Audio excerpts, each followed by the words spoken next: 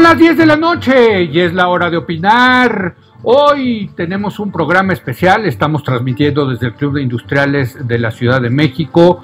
Es la presentación del libro de nuestro colaborador Jorge Castañeda, Solo así, por una agenda ciudadana independiente. Todos los detalles acerca de las candidaturas independientes, de la agenda, de cómo debe realizarse el proceso de elección de un candidato independiente, de por qué la gente está enojada con la partidocracia. En fin, vamos a platicar de estos temas con el autor y con Héctor Aguilar Camín y el doctor Juan Ramón de la Fuente. Quédese aquí en Foro TV, que ya comenzó la hora de opinar.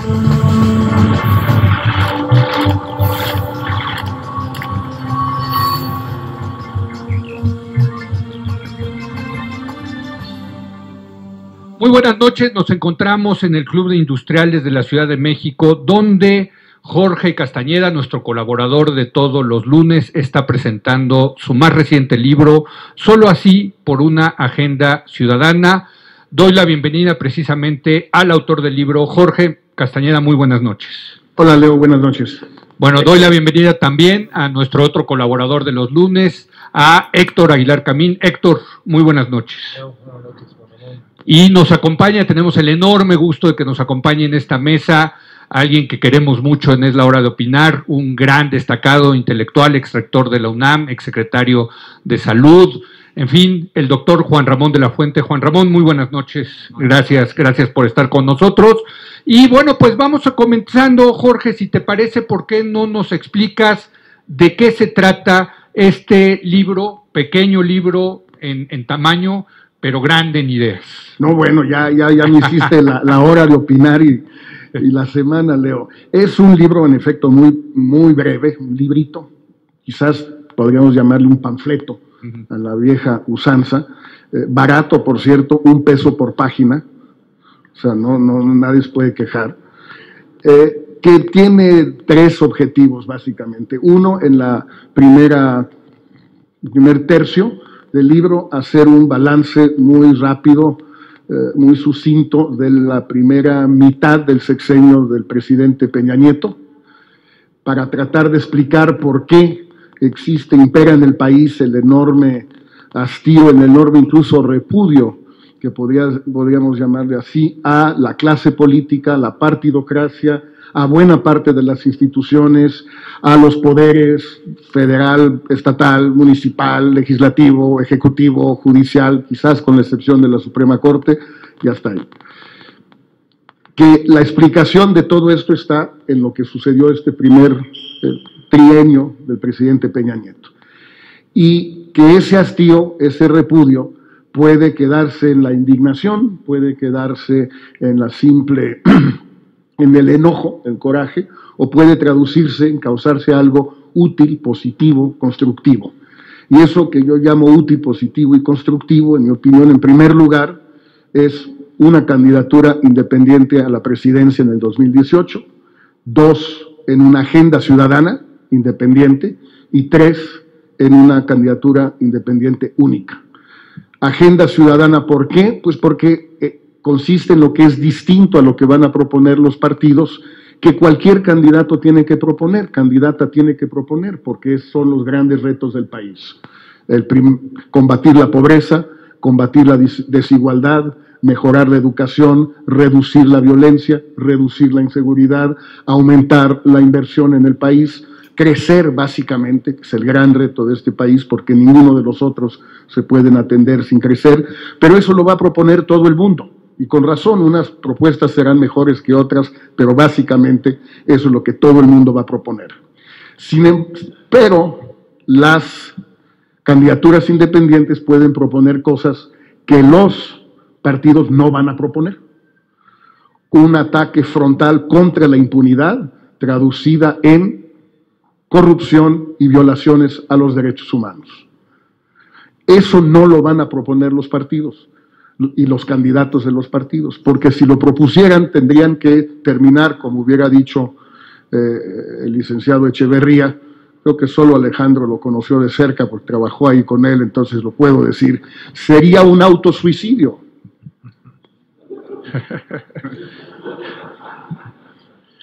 Los partidos no van a hacer eso. no.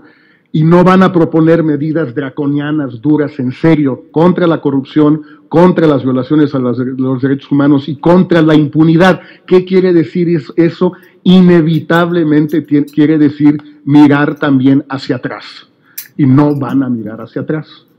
Segunda parte de esta agenda, reducir la cantidad de dinero increíble que reciben los partidos. Este año, que no hay elecciones federales, van a recibir todo incluido, la bolsota, es de 15,000 millones de pesos. Se incluyen las bolsas federales y estatales. Estatales, ya todo, porque todo ya va en una sola bolsa, ¿no? 15,000 millones. Es más o menos el doble, no, más del doble, que el presupuesto de mi pobre Secretaría de Relaciones Exteriores, el doble. Muchos dirán, bueno, pero si los partidos no sirven de nada, la Cancillería menos. También hay algo de eso. Pero ¿la de ahora o la? te voy a decir cómo te va a ti, Juan Ramón. A ver. De salud es como 2 veces el presupuesto de la Secretaría de Salud. Que sí sirve, ¿no? Servía cuando estabas tú. Servía. Ahorita ya, quién sabe. No, ya que está el exrector también, ya sí. Bueno. Los partidos no van a proponer que se recorte esto, no va a suceder. Bueno, de ahí paso entonces a otros temas de la agenda ciudadana que por otros motivos tampoco van a proponer los partidos, una parte ciudadana o más de derechos humanos, aborto, matrimonios gay, legalización de la marihuana, muerte asistida, son temas impopulares quizás en México, pero donde estamos muy rezagados y que alguien tiene que proponer, pues los partidos no lo van a hacer. Y termino el libro alegando por qué debe haber una candidatura independiente única, porque si no es única, pues se van a neutralizar todas las que haya, se van a contrapuntear y van a terminar por no pintar en la elección. Y si no pintan, pues ni pueden ganar ni pueden incidir en el resultado. Muy en síntesis, Leo, esto es lo que trato de exponer en este librito, trato de argumentar cada punto, pero de todas maneras lo esencial son las tesis y no tanto los argumentos. Héctor Aguilar Camín, ¿cómo viste? Danos una primera visión general del libro de Jorge Castañeda, Solo así. Bueno, yo creo que es un libro muy oportuno, porque está, digamos, puesto en el espacio más novedoso que hay en la política mexicana, que es la aparición de los candidatos independientes, que con mucho, desde el punto de vista institucional, desde el punto de vista de la sensibilidad pública, este es el asunto nuevo realmente que hay en nuestro espacio público. Entonces, me parece muy oportuno y me parece que podemos empezar a medir un poco los tamaños de esta propuesta con una encuesta que publicó el Financiero el lunes y este martes. Sí. Creo que es la primera encuesta que se publica sobre lo que puede ser el principio de la adivinación científica de quién va a ser presidente de México. Pero en esa encuesta aparecen los favoritos del PAN, los favoritos del PRI, del PRD, y obviamente de los independientes, y obviamente el candidato único, inevitable de las últimas lustros, que es Andrés Manuel López Obrador, puestos uno frente a otro. Lo interesante de esa encuesta para este libro es que la cifra más alta de toda la encuesta es la de los mexicanos que dicen que ellos estarían dispuestos a votar por un candidato independiente.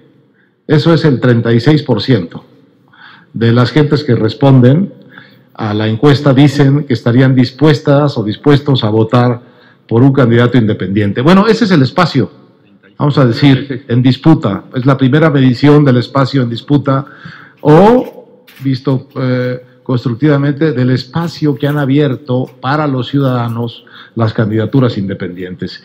Y en este contexto, a mí me parece que el trabajo que ha hecho Jorge de ofrecer como un resumen de lo que esa ciudadanía que estaría dispuesta a votar por un independiente quiere, lo que quisiera ver en la agenda de un independiente, eso que, como dice Jorge bien, no va a haber nunca en la agenda de los partidos establecidos.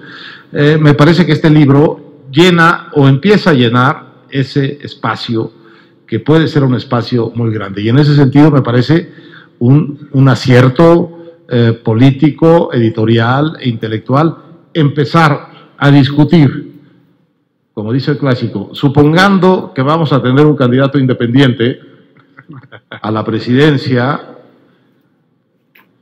¿cómo qué plantearía este señor o esta señora? Porque hay algunas señoras muy enojadas con la idea de que por el hecho de que Jorge firme esto es solo para el club de Toby. No, en absoluto, esto es para quien lo quiera tomar. Y esta es la otra virtud, yo creo, del libro, que es una agenda puesta ahí, trae implícita, bueno, nadie nos vamos a chupar el dedo, la posibilidad de que Jorge sea ese candidato independiente, pero no es ese el sentido inicial de este libro, sino empezar a poner en la mesa lo que podría ser la agenda de cualquier candidato independiente digno de ese nombre.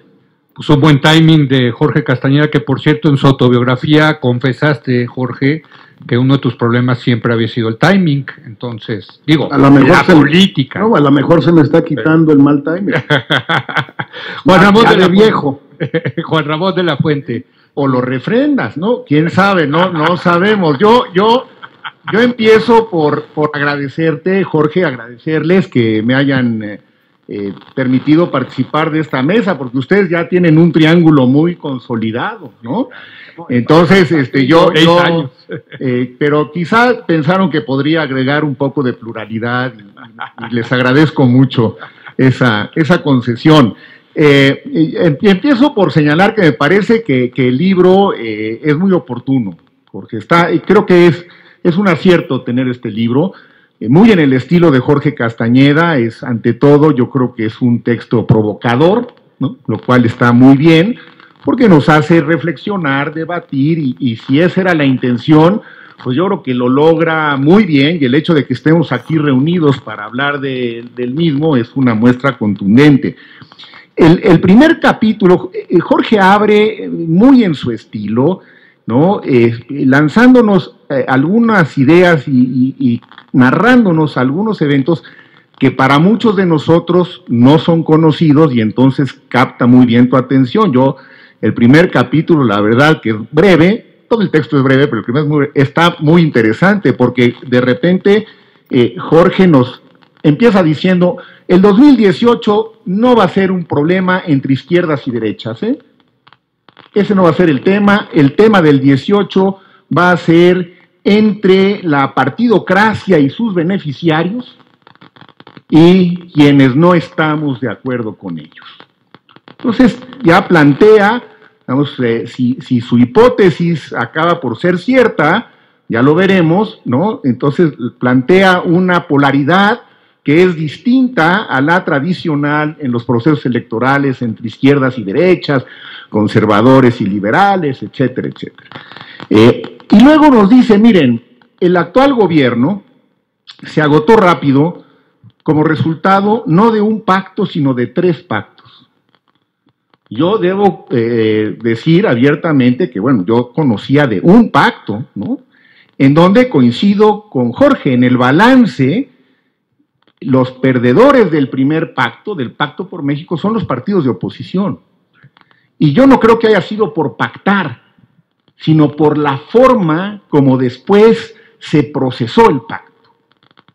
Y eso parecería que era, digamos, un inicio fuerte del nuevo gobierno, y en realidad todos estábamos de alguna manera expectantes, y aún los más críticos teniendo que reconocer que había habido un buen saque, que era un muy buen inicio. Muy bueno.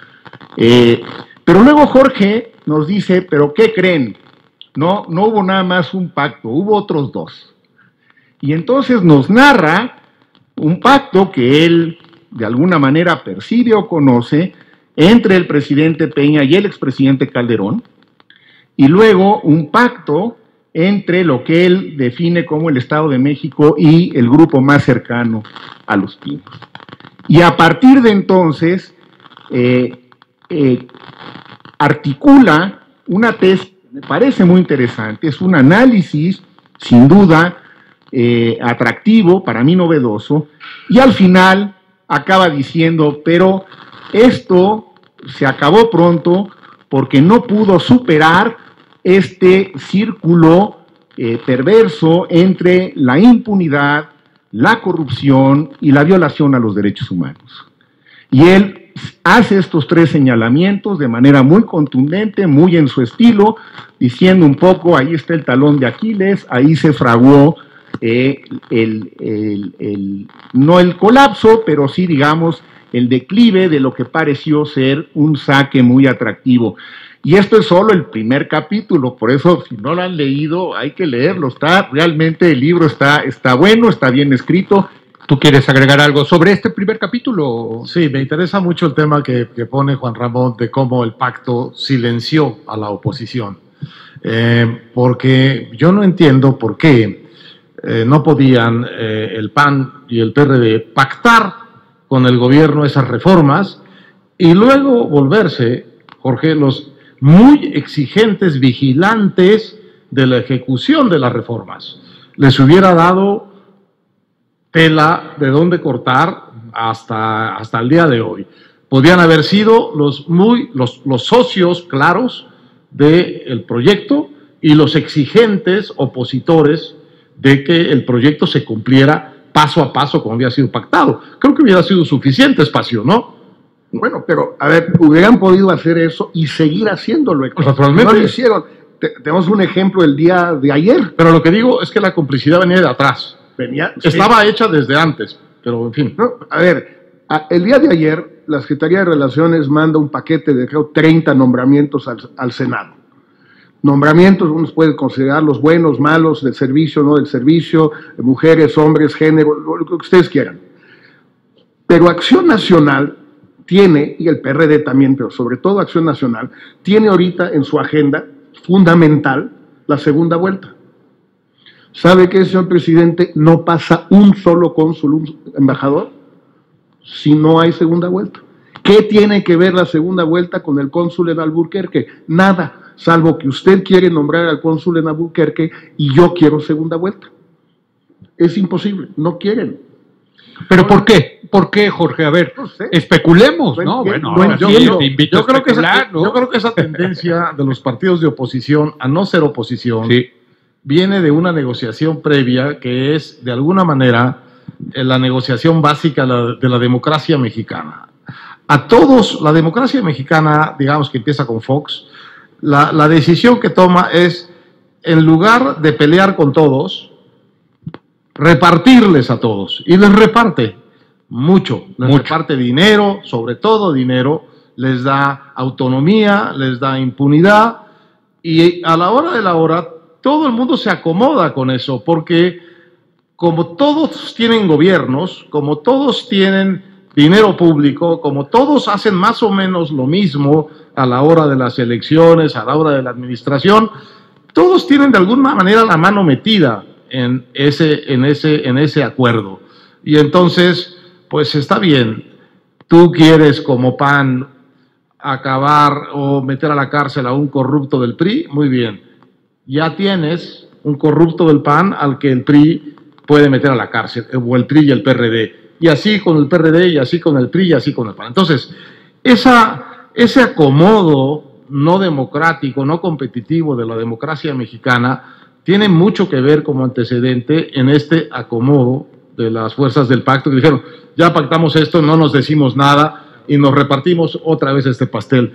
Sí, pero entonces pierden a la sociedad. No, y que lo vimos muy claramente cuando salió el escándalo de las casas, de las famosas casas, la primera dama, el secretario de Hacienda, también hay del secretario de Gobernación, en fin, y que la oposición no hizo nada. O sea, uno hubiera esperado que se los hubieran comido vivos. Digo, cualquier oposición en cualquier parte del mundo se hubiera tallado las manos y dicen, esto es Y el presidente oro molido. Peña Nieto, al gobernador de Guerrero, cuando el caso de Iguala y los muertos de los normalistas de Yotzinapa, no lo tocó. Sí, así es. Y sigue pagando. Ahora, sí, yo retomando ahora el punto de la segunda vuelta, que está en la segunda parte del libro de Jorge, y que coincido con tu análisis básicamente. Yo creo que es una lástima que el tema de la segunda vuelta por lo pronto parezca estar totalmente fuera de nuestro alcance. Y les voy a decir por qué. Porque la posibilidad de que haya una gran fragmentación en el voto en el 2018 puede hacer en escenarios que están, digamos, en modelos que están corridos ya, a mí me han mostrado algunos, que la próxima persona que gane la presidencia gane con un porcentaje muy bajo del electorado.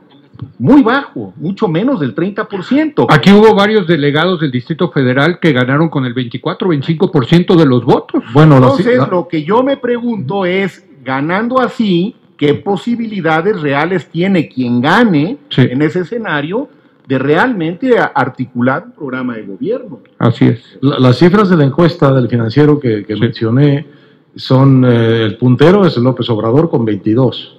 Luego le sigue el secretario de Gobernación, Osorio Chong, con 19. Luego le seguiría Margarita Zavala, como candidata al PAN, con 17 o así. ¿Tú recuerdas? No, prácticamente están empatados técnicamente por el margen de error. Y además y luego de ahí siguen Miguel Ángel Mancera, que tiene... y luego el Independiente, que está el Bronco, tiene el 7. Bronco, sí, ahí lo miden en ese careo al Bronco. Si tú pones todo eso junto, es una fragmentación absoluta, digamos, entre el primer lugar y el último lugar hay muy poca cantidad de votos. Bueno, vamos a hacer una breve pausa y vamos a regresar aquí al Club de Industriales, donde se está presentando el libro Solo así por una agenda ciudadana independiente de Jorge Castañeda. Estamos con Héctor Aguilar Camín y Juan Ramón de la Fuente. Quédese aquí en Foro TV, que continúa la hora de opinar.